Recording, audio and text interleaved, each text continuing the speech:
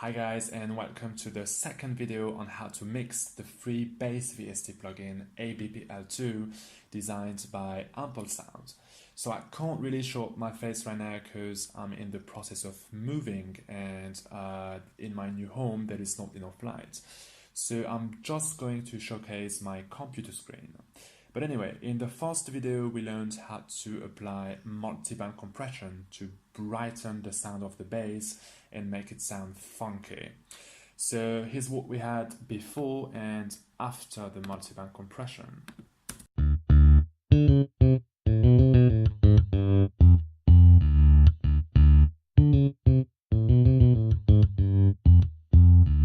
Alright, so you can feel that it's getting brighter and tighter, and that is cool. But the next step is to EQ the bass line, and if we EQ the bass, then we need to EQ the kick drum. Why? Because both of them have a huge presence in the low frequency range, that is to say between 40 and 120 Hz.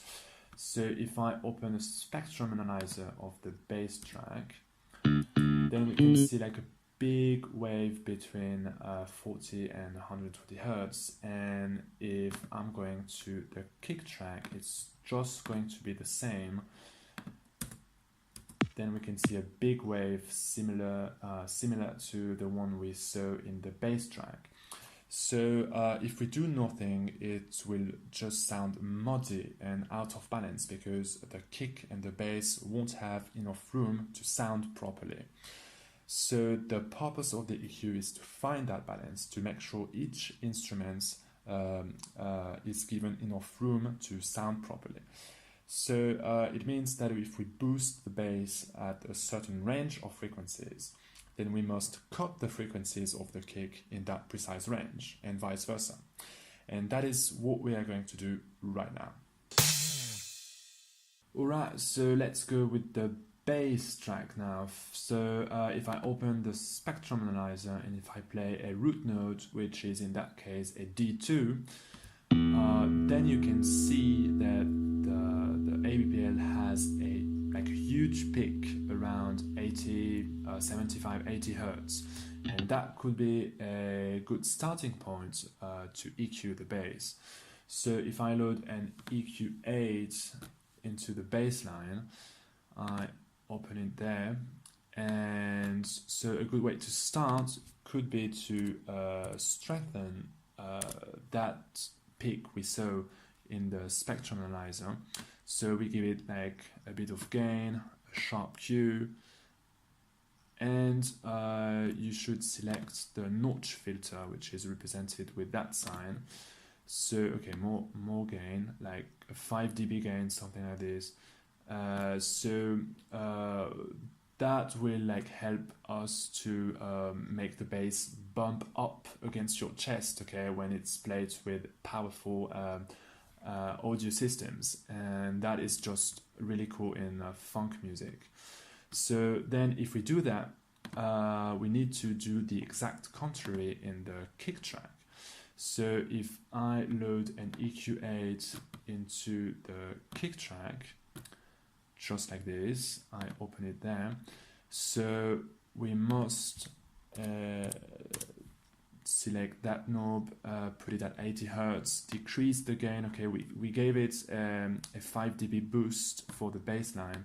So let's give the exact contrary, like a minus 5 dB for the kick, sharp Q as well, and a notch filter. And that is the way you should work on the relationship between the kick and the bass. If you boost the bass at a certain range of frequencies, you should lower the presence of the kick at the exact same range of frequencies. And that is just awesome. Okay, then if I press play and if we analyze once again the spectrum of the kick, we can see two big waves, the first around 40, 50 Hz and the second one at around 125 Hz. So that these two waves are also clues for us to EQ the kick and the bass properly. So what we can do is to select the second knob and put it at like 45 Hertz, give it a nice boost, give it a sharp cue, okay, so it doesn't affect too much the other ranges of frequencies. Then the third knob, let's put it at like 125, 30 Hertz, okay. Give it a nice boost as well and a sharp cue. And because we just did that, we need to do the exact contrary in the bass track. So let's open an EQ8, let's select the second knob at 45, okay. So because we are dealing with the low end, the very low ends there, we might want to apply a low pass filter, okay, because we do not want the bass or any bass sounds in the very low end, okay. That is just muddy. That is just the place for the sub bass if you want any. So it's usually a low pass filter that is applied in the low end. So okay, third knob, let's select, let's put it at 130 Hertz, okay, give it a -3 to dB and a sharp cue as well. Then when we EQ a bass or when we EQ a global mix, it's usually recommended to cut the frequencies between 200 and 300 Hertz. Why? Because in this range of frequencies lies muddiness. Okay, it always sounds muddy there. So what we are going to do is to select the knob number 4 and put it right in between, so 250 Hertz, and decrease the gain, give it a sharp cue, select a notch filter. Yep, so we don't want to get rid of the frequencies like this. No, we want to just make sure it's not out of balance. So yeah, let's give it a -2, -3 dB right there.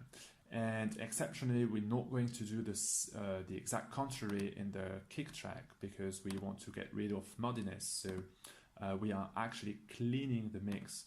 So for once, we're going to do the exact same in the kick track at 250 Hertz. We lower the gain and we give it a sharp cue as well. And that is more or less how you EQ a bass and a kick. So a last step in mixing ABPL2 would consist of sidechaining the bass to the kick, meaning that when the kick hits, the bass will duck or will be compressed. So I'm back on the ABPL track and I'm going to load a compressor at the end of the audio effects chain. And I'm going to select the sidechain mode and select the kick as the main input. And I'm going to lower the threshold, okay? And as I'm doing it, you should start hearing the compression. So let's do it.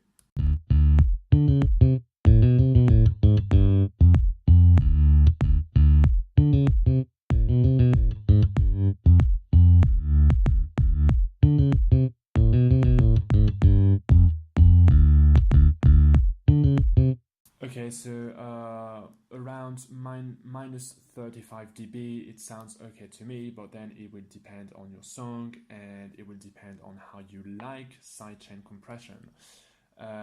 So this is a last step. It enables you to get a cleaner mix, okay, but it is not compulsory. So this is the second video on how to mix ABPL2. But I'm going to make another video on how to mix the master track, which is super important, okay? So it's going to be to my next video. So this is not specific to mixing bass, okay? but it's specific to mixing basses, guitars, and other instruments. And that will really help you to get a professional sound. So keep in touch for the next videos, and see you later.